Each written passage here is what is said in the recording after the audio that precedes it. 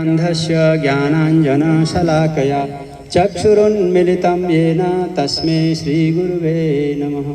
श्रीचैतन्यमनोभीष्टं स्थापितं येन भूतले स्वयं रूप कदा मह्यं ददाति स्वपदान्तिकं। वन्देऽहं श्रीगुरो श्रीयुतपदकमलं श्रीगुरून् वैष्णवांश्च। श्रीरूपं साग्रजातं सहगणरघुनाथान्वितं तं सजीवं साद्वैतं सावधूतं परिजनसहितं कृष्णचैतन्यदेवं श्रीराधाकृष्णपादान् सहगणललिता श्रीविशाखान्वितांश्च। हे कृष्ण करुणा सिन्धो दीनबन्धो जगत्पते गोपेश गोपिकान्त राधाकान्त नमोस्तुते।